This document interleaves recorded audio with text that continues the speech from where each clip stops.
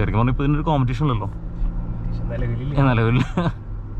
ഈ ലെജൻഡറും ഫോർച്യൂണറും മാറ്റം എന്ന് പറയുന്നത് ഈ മൈലേജ് എത്ര വരുന്നുണ്ട് ഇതിന്, ഈ സസ്പെൻഷൻ സെറ്റപ്പ്, അങ്ങനെ അതിൽ മാറ്റങ്ങളൊന്നുമില്ല. ഫോർച്യൂണറും ലെജൻഡറുമായിട്ട് പവർ ഡിഫറൻസ് വരുന്നുണ്ടോ? ഇതിപ്പോൾ ഓൺ റോഡ് എത്ര വരുന്നുണ്ട് നമുക്ക്? ഇതിന് ബാഡ് ബ്ലൂ ഒക്കെ എത്ര കിലോമീറ്ററിൽ നമുക്ക് റീഫിൽ ചെയ്യേണ്ടി വരാം? ഇതിന് സർവീസ് കോസ്റ്റ് ഒക്കെ എത്ര വരുന്നുണ്ട്? അതിന് ഡാസ് നിങ്ങൾക്ക് വരാൻ ചാൻസ് ഇല്ലേ? വേറെ മേജർ സർവീസ് എത്ര കിലോമീറ്ററിലാണ് വന്നത്? ഫെൻഡർ മിറർ ഇതിന് എക്സ്റേഡ് വരുന്നുണ്ടോ? ഇനി അടുത്ത ക്വസ്റ്റൻ പറഞ്ഞാൽ അപ്ഡേറ്റ് വരാൻ ചാൻസ് ഉണ്ട്. നിങ്ങൾ അല്ലാണ്ട് സെപ്പറേറ്റ് എക്സ്റേഡ് ചെയ്ത് കൊടുക്കുന്നുണ്ടോ ലീഡർഷിപ്പ്? പിന്നെ പെട്ടെന്നുള്ള ആക്സലറേഷൻ ഭയങ്കര വ്യത്യാസമാണ്. മറ്റെത്ര ഇവിടെ നിങ്ങനെ കയറില്ല. ഓക്കെ, 4x4 വന്നിട്ടുള്ള ഈ മറ്റേ പുതിയ വണ്ടികൾ ട്രാഫിക്കിലടക്കം നമുക്ക് ഓഫ് ആവില്ലേ? ഇനി ഇത്രയും വെറുത്തൊരു ഫീച്ചർ വേറെ മേജർ അപ്ഡേറ്റ് എന്തായാലും 2027 വരുന്ന പറയണത്. പിന്നെ ഇപ്പോൾ ARBയുടെ ലോക്കേഴ്സ് നമുക്ക് വേണമെങ്കിൽ ഇൻസ്റ്റാൾ ചെയ്യാം. അതൊക്കെ ശരിക്കും ഹാർഡ് കോർ ഓഫ് റോഡിങ്ങിന് പോണ ആളുകൾക്ക് വേണമെങ്കിൽ ചിലപ്പോൾ വരാനുള്ള ഫ്യൂച്ചറിൽ വരാനുള്ള പ്ലാൻ ഉണ്ട് നെക്സ്റ്റ് അപ്ഡേറ്റിലല്ല. അതുവരെ വേറെ ഇഷ്യൂസ് കാര്യമൊന്നുമില്ലല്ലോ. വണ്ടി എടുക്കുക, ഡീസൽ അടിക്കുക, ഓടിച്ചോണ്ടിരിക്കുക. എൻ്റെ കൂടെ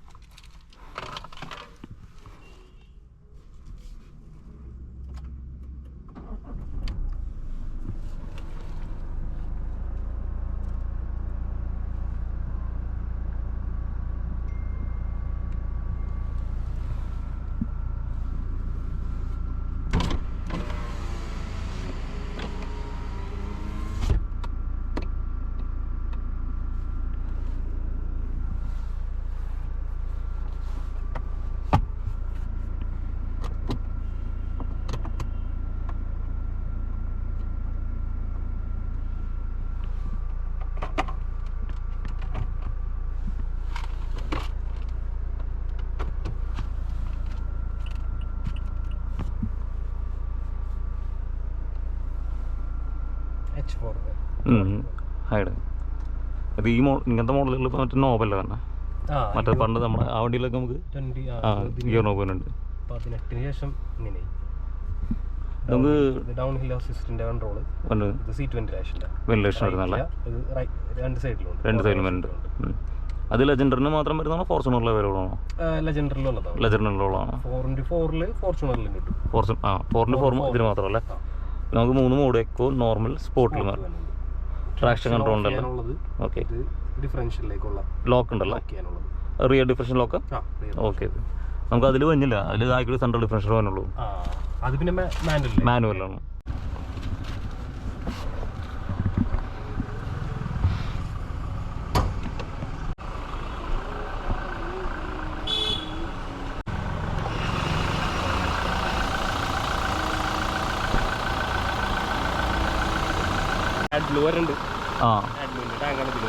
B6 മോഡലാണ്.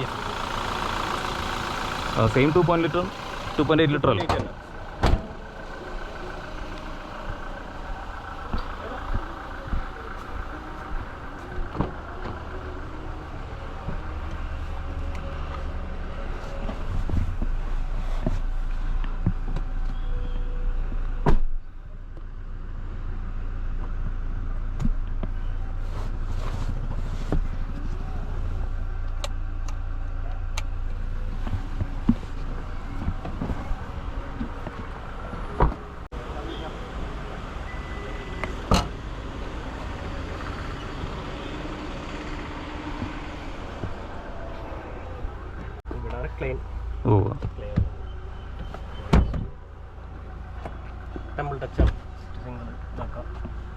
ഫോർച്യൂണർ തന്നെ സെയിം മോഡലാണ്. നമുക്ക് ഈ ഫിനിഷ് വരുന്നത് ലെജൻഡറിൽ മാത്രം മോഡലല്ലേ? ഈ പാറ്റേൺ വരുന്നത് ഡ്യുവൽ ടോൺ വരുന്നത്. പിന്നെ ഇതിന്റെ ഒരു ലീഡർഷിപ്പ് എഡിഷൻ കൊണ്ട് പുതിയത് പോന്നിട്ടുണ്ട്. അതിലിപ്പോ ഇത് ഇൻസ്പയർ ചെയ്തിട്ടാ വന്നത്. ഈ അലോയ് വീൽ പാറ്റേൺ ഡിഫറെൻ്റ് എന്ന് തോന്നാം അല്ലേ? ലെജൻഡറിലേക്ക് വരുമ്പോൾ 4x4 വരുമ്പോൾ വ്യത്യാസമുണ്ട്. ഏതൊരു മെഷീൻ കിട്ടാൻ അലോയ്സ് വരുന്നത്. ഡ്രൈവ് കൊടുക്കുക.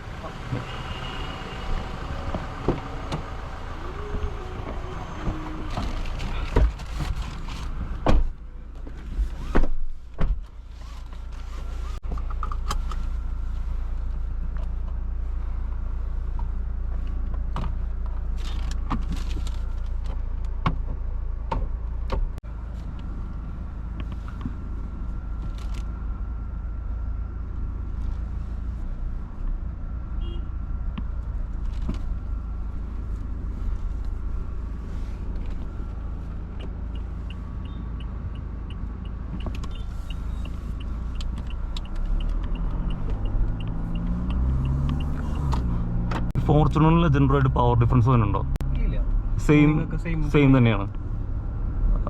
ഈ സസ്പെൻഷൻ സെറ്റപ്പ് അങ്ങനെ അതിൽ മാറ്റങ്ങളൊന്നുമില്ല. സസ്പെൻഷൻ 4x4 വരുമ്പോൾ ട്യൂണിംഗ് വ്യത്യാസമുണ്ട്. വേറെ ലെജൻഡറും തമ്മിൽ വേറെ വ്യത്യാസമില്ല. ഇല്ല, സെയിം ഇതാണ്. നമുക്ക് വരുന്ന മാറ്റങ്ങൾ എന്ന് പറയുന്നത് ഈ ലെജൻഡറും ഫോർച്യൂണറും മാറ്റം എന്ന് പറയുന്നത് ഫേസ് ലിഫ്റ്റ് ആവും. മൊത്തത്തിൽ മാറും. LED ലൈറ്റ് ഒക്കെ ട്രൈ ടൈപ്പ് LED ആവും. DRLും ഒരു കണക്റ്റഡ് ടൈപ്പ് ആയിരിക്കുള്ളൂ. പിന്നെ ഉള്ളിലേക്ക് വരുമ്പോൾ ഈ ഒരു ലെതർ ടോൺ വ്യത്യാസം വരും. പിന്നെ JBL റെഡ് ആൻഡ് ബ്ലാക്ക് വരുന്നത് ഇതിലാണല്ലേ? ലെജൻഡറിലേക്ക് JBL സ്പീക്കേഴ്സ് വരുന്നുണ്ട്. ഓക്കെ. പിന്നെ വേറെ വ്യത്യാസം ഈ ബാക്കിൽ മറ്റേ പവർ ഗേറ്റിൽ തന്നെ ഫൂട്ട് വെച്ചിട്ട് ഓപ്പൺ ചെയ്യണതില്ലേ? അത് വരുന്നുണ്ടല്ലേ?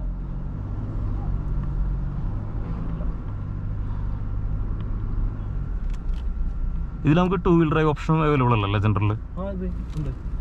ഇതിന് ഇപ്പൊ ഈ നമ്മൾ ഓടിക്കുന്നത് ടോപ്പ് എൻഡ് അല്ലേ? 4x4. മുമ്പ് ലെജൻഡറിൽ 2 വീൽ ഡ്രൈവ് മാത്രമേ ഉണ്ടായിരുന്നുള്ളൂ. ഓക്കെ. ഒരു 2 വർഷമായിട്ടുള്ള 4x4 വന്നിട്ടുള്ള 4x4 ഓട്ടോമാറ്റിക്. ഇത് മാനുവൽ വേരിയന്റ് ഉണ്ടോ? മാനുവൽ ഇല്ല. മാനുവൽ വന്നിട്ടില്ല. ഓട്ടോമാറ്റിക് മാത്രമേ വരുന്നുള്ളൂ. ചിലപ്പോൾ വരാനുള്ള ഫ്യൂച്ചറിൽ വരാനുള്ള പ്ലാൻ ഉണ്ട്. നെക്സ്റ്റ് അപ്ഡേറ്റിലല്ല?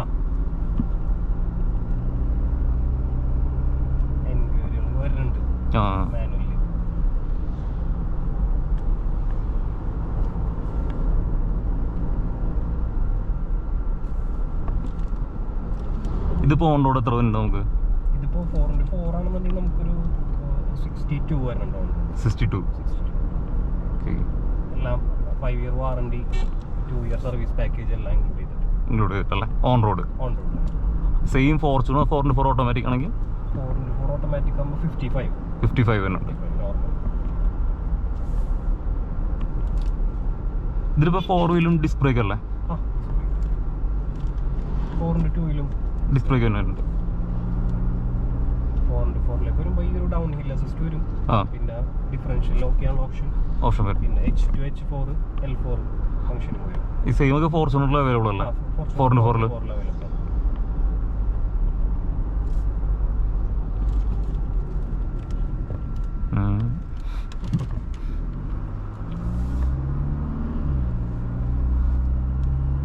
ഈ മൈലേജ് എത്ര വരുന്നുണ്ട് ഇതിന്? മൈലേജ് ആവറേജ് ഒരു 13 ഒക്കെ ആവറേജ് കിട്ടുന്നുണ്ട് 4x4. നമുക്കൊരു നോർമൽ ഡ്രൈവിംഗ് കണ്ടീഷനിൽ ഒരു 10 above കിട്ടും. BS6 ആയപ്പോൾ 10 above കിട്ടുന്നുണ്ട്. അത് പിന്നെ 2 വീൽ ഡ്രൈവ് ഉള്ള നോർമൽ ഡ്രൈവ്. ഇപ്പൊ എന്റെ model full time 4 wheel drive. അതിന് ആവറേജ് ഒരു 8 അല്ലേ? അത് ട്രാഫിക് അനുസരിച്ച് 7 to 9 നമുക്ക് പറയാം, റേഞ്ചിൽ പറയാം. പിന്നെ ഒരു ഉപയോഗം എന്ന് പറയുമ്പോൾ മഴയത്ത് കുറച്ചുകൂടി ഗ്രിപ്പ് കൂടുതലായിരിക്കും. മാനുവലാണ്. Manual 4x4.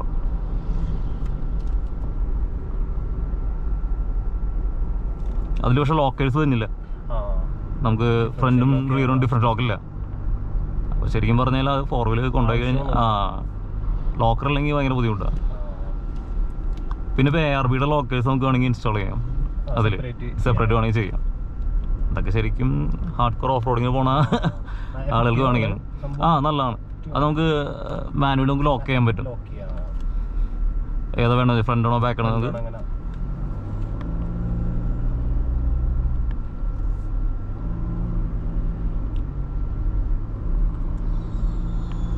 56ഉം ഇത് 60 എത്ര പറഞ്ഞ on road 62. Okay 6 lakh difference ഉണ്ടല്ലേ? അതല്ലേ ഓഫീസ് വരും. ശരിക്കും പറഞ്ഞാൽ ഇപ്പൊ ഇതിനൊരു കോമ്പറ്റീഷൻ ഉണ്ടല്ലോ നിലവിൽ.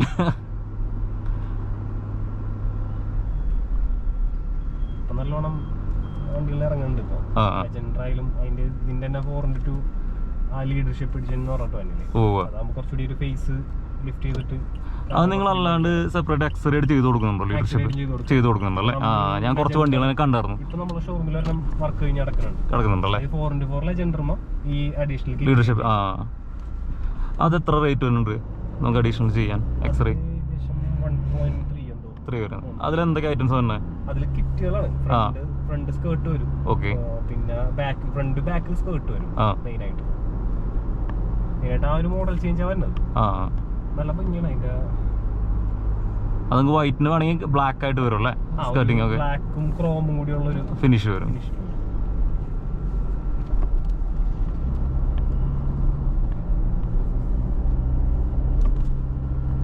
ഇതിന് ആഡ് ബ്ലൂ ഒക്കെ എത്ര കിലോമീറ്റർ നമുക്ക് റീഫിൽ ചെയ്യേണ്ടി വരാം? നമുക്ക് ഒരു 10 ലിറ്ററിന്റെ ടാങ്കാണ് വരുന്നത്. നമ്മളെ റേഞ്ച് പറഞ്ഞത് സർവീസ് 10,000 സർവീസിലാണ് പറയുന്നത്. അതിൽ തന്നെ പറഞ്ഞല്ലേ? യൂസേജ് അനുസരിച്ച് അതിന്റെ വ്യത്യാസം വരുന്നുണ്ട്. ഇപ്പോ സിറ്റിയിലൊക്കെ കണ്ടിന്യൂസ് ആയിട്ട് ഓടിക്കണവർക്കാണെന്നുണ്ടെങ്കിൽ ആഡ് ബ്ലൂ പെട്ടെന്ന് തീരുന്നുണ്ട്. അത് ഐഡിയൽ ആയിട്ട് കിടക്കണവരില്ലേ, അത് ക്ലോഗിങ് ഇഷ്യൂ വരുന്നുണ്ടോ നമുക്ക് ബാക്കി മോഡലുകൾ പോലെ? ഇതിനങ്ങനെ കുഴപ്പം കേൾക്കുന്നില്ലല്ലേ? കംപ്ലൈന്റ്സ് ആണ് കുറവ്. മെയിൻ ആയിട്ട് ഈ റേഞ്ചിന്റെ ഇഷ്യൂസ് അത് ഇതാണ്. ചിലപ്പോ ബമ്പർ ടു ട്രാഫിക്കിൽ കിടക്കുമ്പോ അല്ലെങ്കിൽ ലോ RPM പോണ കസ്റ്റമേഴ്സ് ഇല്ലേ, 2000 താഴെ RPM പോണ കസ്റ്റമേഴ്സ്, അപ്പൊക്കെ അത് ബേൺ ചെയ്യില്ലല്ലേ? പ്യൂരിഫിക്കേഷൻ വന്നത് ആഡ് ബ്ലൂ വെച്ചിട്ട് തന്നെ കത്തിപ്പോണത്. മറ്റേന്ന് പറഞ്ഞിട്ട് ഒരു 3000 മുകളിൽ RPM വന്ന് കഴിയുമ്പോ ഇത് ഓട്ടോമാറ്റിക് കൺവേർട്ട് ചെയ്ത് പൊക്കോളും. ഓക്കെ. പിന്നെ മെയിൻ നമുക്ക് മാനുവലി റീജനറേറ്റ് ചെയ്യാൻ പറ്റില്ല വരും. ഓക്കെ. അത് ഈ സിറ്റിയിൽ ചെയ്യണവർക്ക് കൂടുതൽ വരുന്നത്. ഷോർട്ടുള്ളവർക്ക് ഹൈവേ ഡ്രൈവ് ഉണ്ടെങ്കിൽ അത് നോർമലി അത് പ്രശ്നം ഉണ്ടാവില്ല, നോർമൽ കണ്ടീഷനിൽ തന്നെ പൊക്കോളും, ഓട്ടോ ജനറേറ്റ് ആയി പൊക്കോളും. പിന്നെ ചില കസ്റ്റമേഴ്സിന്റെ ഡ്രൈവ് എന്ന് പറഞ്ഞാൽ ഇപ്പോൾ നമ്മൾ വണ്ടി സ്റ്റാർട്ട് ചെയ്ത് അവരെ ചിലപ്പോൾ ഷോപ്പ് ഒരു വീടിന്റെ അവിടെ നിന്ന് 2 കിലോമീറ്റർ അല്ലെങ്കിൽ 3 കിലോമീറ്റർ അത്ര ഉണ്ടാവുള്ളൂ. അപ്പൊ അവിടെ നിന്ന് ഒരു റൺ ചെയ്ത് ഒരു 3 കിലോമീറ്റർ മണിത്തിന് വണ്ടി ഓഫ് ആവും. അപ്പൊ ഈ കാത്തിൽ കൺവേർട്ടർ ഹീറ്റായി അത് ബേൺ ചെയ്യാനുള്ള സമയം കിട്ടില്ല. അതിന് മുമ്പ് തന്നെ വണ്ടി ഓഫ് ഇടാം. ഇത് ഫുൾ ടൈം ആഡ് ബ്ലൂ തന്നെ ആയിരിക്കും വർക്ക് ചെയ്തോണ്ടിരിക്കുക. ഒരു 80 കിലോമീറ്റർ അബവ് പോകുമ്പോൾ ശരിക്കും ബേണിങ് സംഭവിക്കും. ശരിക്കും RPM ആണ് 3000 RPM അതിന് മുകളിൽ പോകുമ്പോൾ റേഞ്ചിലാണെന്നുണ്ടെങ്കിൽ നല്ല രീതിയിൽ നമുക്ക് കറക്റ്റ് വാണിങ്ങുകൾ അതിൽ വരും. ഒരു ആഡ് ബ്ലൂ തീരണേക്ക് മുമ്പ് ഒരു 3 വാണിങ്ങുകൾ കാണിക്കുമല്ലോ. ഒരു കിലോമീറ്റർ അനുസരിച്ച് വരും. ഒരു 2000 കിലോമീറ്ററിൽ ഫസ്റ്റ് വാണിംഗ് വരും. അല്ലെങ്കിൽ നമുക്ക് നോർമൽ സർവീസിൽ ചേഞ്ച് ചെയ്യേണ്ട വരുന്നുള്ളൂ. അത് ടോപ്പ് അപ്പ് ചെയ്യാം. ഫുള്ളായിട്ട് തീരില്ല. നമ്മളൊരു കസ്റ്റമർ ക്രിസ്റ്റൊക്കെ ഉണ്ടല്ലോ ഇപ്പൊ ഈ കസ്റ്റമറിന് 8000 കിലോമീറ്റർ കഴിഞ്ഞിട്ടും ആകെ സർവീസിന് 150 ml നമുക്ക് ടോപ്പ് അപ്പ് ചെയ്യണമെന്നുള്ളത്. അത്യാവശ്യം ഡ്രൈവിംഗ് ഒക്കെ ലോങ് ആണ്. പിന്നെ ഈ പറഞ്ഞ RPM കൂടെ കുഴപ്പമില്ല. പിന്നെ മാനുവലാണ് വണ്ടി. അത് ഇതിന് സർവീസ് കോസ്റ്റ് ഒക്കെ എത്ര ഉണ്ട്? സർവീസ് കോസ്റ്റ് ഇപ്പൊ നമ്മൾ പറഞ്ഞ പ്രൈസിൽ അത് ഇൻക്ലൂഡഡ് ആണ്. അപ്പൊ ഒരു വർഷത്തിൽ നോക്കുകയാണെന്നുണ്ടെങ്കിൽ നമ്മൾ സ്മൈൽസ് എന്ന് പറഞ്ഞൊരു പാക്കേജ് ഉണ്ടല്ലോ.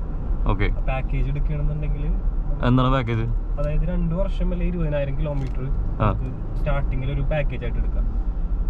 നമുക്ക് സ്റ്റാർട്ടിങ് പ്രൈസ് വരുന്നത് നമ്മൾ വണ്ടി എടുക്കുന്ന ടൈമിൽ ഒരു 14,000 പേ ചെയ്യണമെന്നുണ്ടെങ്കിൽ 2 വർഷം അല്ലെങ്കിൽ 20,000 കിലോമീറ്ററിൽ നമുക്ക് സർവീസ് വേറെ കോസ്റ്റ് വരുന്നില്ല. അതിൽ ലേബർ കോസ്റ്റ് പാർട്സ് ഇൻക്ലൂഡഡ് ആണ്.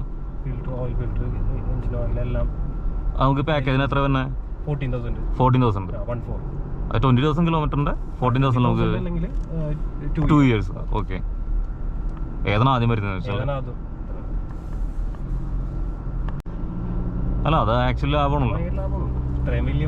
പിന്നെ ഡീസൽ എഞ്ചിൻ എനിക്ക് എന്റെ വണ്ടിക്ക് കഴിഞ്ഞാണ് സർവീസ് കോസ്റ്റ് 13 വന്നിരുന്നു. അത് 80,000 സർവീസ് ആയിരുന്നു. ഇല്ല, എയർ ഫിൽറ്റർ നമുക്ക് പിന്നെ ക്യാബിൻ ഫിൽറ്ററും ചേഞ്ച് ചെയ്യണ്ടായിരുന്നു. വേറെ നമുക്ക് നോർമൽ സർവീസ് തന്നെയായിരുന്നു. അല്ല ഇത്ര വലിയ വണ്ടിക്ക് നമ്മൾ എക്സ്പെക്ട് ചെയ്യണമല്ലോ. അപ്പൊ 14,000 ശരിക്കും പറഞ്ഞാൽ 20,000 കിലോമീറ്റേഴ്സ് എന്ന് പറയുന്നത് ശരിക്കും നല്ലൊരു ഓഫർ. അത് നമുക്ക് ടോപ്പ് അപ്പ് ചെയ്യാം. 2 ഇയർ കഴിയണേക്കുമ്പോൾ നമുക്ക് ഇത് ചെയ്യാം. നെക്സ്റ്റ് 2 ഇയർ കൂടി അങ്ങനെ ആഡ് ഓൺ ചെയ്ത് എടുക്കാൻ പറ്റും. ഇനി അടുത്ത ക്വസ്റ്റ്യൻ എന്ന് പറഞ്ഞാൽ അപ്ഡേറ്റ് വരാൻ ചാൻസ് ഉണ്ട് ഇനി.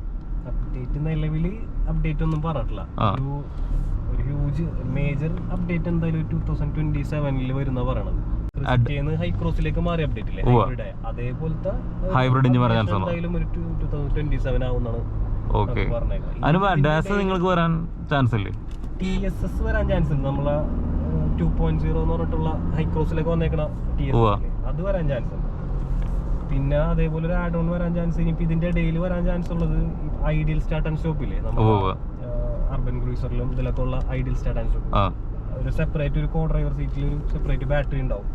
ആ ബാറ്ററി നമ്മൾ സിഗ്നലിലൊക്കെ നിർത്തിയിടുമ്പോ എഞ്ചിൻ ഓഫ് ആയിട്ട് AC കാര്യങ്ങളൊക്കെ വർക്ക് ചെയ്യുന്നത് ആ ബാറ്ററിയിലായിരിക്കും. റീജനറേഷൻ ഉണ്ടാവും. ബ്രേക്ക് അപ്ലൈ ചെയ്യുന്നതനുസരിച്ച് ആ ബാറ്ററിയിലേക്ക് ചാർജ് ആവും. ആ ഒരു സിസ്റ്റം കൊണ്ടുവരാൻ ചാൻസ് ഉണ്ട്. ആ ഒരു ഈ മോഡലിൽ തന്നെ ഒരു അപ്ഡേറ്റ് ആയിട്ട് വരാൻ ചാൻസ് ഉണ്ട്. പിന്നെ നിങ്ങളൊരു ഇത് കണ്ടായിരുന്നു, അതായത് അഡാസും 360 ഡിഗ്രി ക്യാമറയും എല്ലാം കൂടി ഇൻക്ലൂഡ് ആയിട്ടൊരു വരാൻ ചാൻസ് എന്ന് പറഞ്ഞിട്ടുണ്ടായിരുന്നു. കുറച്ച് അപ്ഡേറ്റ്സ് വന്നിട്ടിരിക്കും. അല്ലാതെ മേജർ അപ്ഡേറ്റ് ആയിട്ട് ഇപ്പൊ ചാൻസ് ഇല്ല. വരും. ഇപ്പൊ തന്നെ ഈ പ്രൈസിക്ക് ആയില്ല. 360 ഒക്കെ നല്ല ഫീച്ചറാണ്. ഈ ഐഡിയൽ സ്റ്റാർട്ട് ആൻഡ് സ്റ്റോപ്പ് അത്ര അങ്ങോട്ട് ഇതൊക്കെ ഒരു ഫാൻസി ഫീച്ചർ എന്നുള്ളതാണ് ശരിക്കും. എനിക്ക് ഈ മറ്റേ പുതിയ വണ്ടികള് ട്രാഫിക്കിലടക്കം നമുക്ക് ഓഫ് ആവില്ലേ, എനിക്ക് ഇത്രയും വെറുത്തൊരു ഫീച്ചർ വേറെ. പിന്നെ നമുക്കും ജസ്റ്റ് വെറുതെ സ്റ്റോപ്പ് ചെയ്യാൻ ചിലപ്പോ ആവശ്യം വെറുതെ സ്റ്റോപ്പ് ആവും. പിന്നെ അടുത്തോണ്ട് ഇംഗ്ലീഷ് ശരിക്കും ബാറ്ററിയും ഇതൊക്കെ വർക്ക് ചെയ്യല്ലോ വീണ്ടും ക്രാങ്ക് ചെയ്യാൻ വേണ്ടി.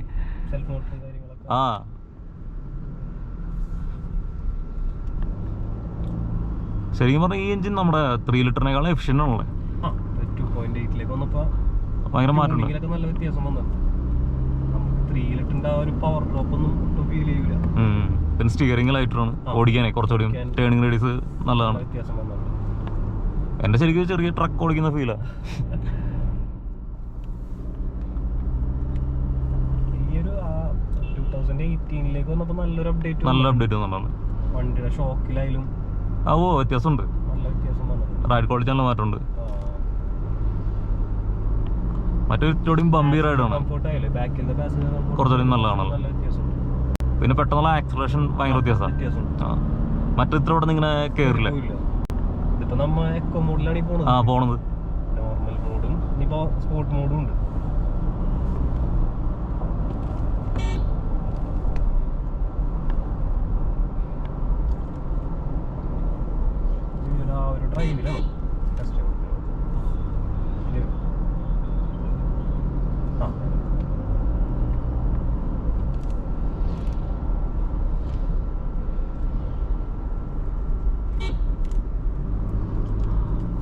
നമുക്കിപ്പോ ഇത് എടുത്തു കഴിഞ്ഞാൽ വേറെ മേജർ സർവീസ് എത്ര കിലോമീറ്ററിലാണ് വന്നത്? മേജർ സർവീസ് ആയിട്ട് 1 ലാഖിലാണ് കാര്യങ്ങളിലേക്ക് വരുന്നുള്ളൂ. 1.5 നോർമൽ ഇതിന്റെ പാക്കേജുകളിലൊക്കെ ഇതൊക്കെ തന്നെ വരുന്നുള്ളൂ. നമ്മുടെ 80,000 കിലോമീറ്ററിൽ ഒരു മേജർ സർവീസ്. അതുവരെ വേറെ ഇഷ്യൂസ് കാര്യങ്ങളൊന്നുമില്ലല്ലോ. വണ്ടി എടുക്കുക, സർവീസ് കൊണ്ടുവരാ, പിന്നെ ഓടിക്കുക, ഡീസൽ അടിക്കുക, ഓടിച്ചോണ്ടിരിക്കുക. 6,000 അഡീഷണൽ വരും. അത്ര വരുന്നുള്ളൂ.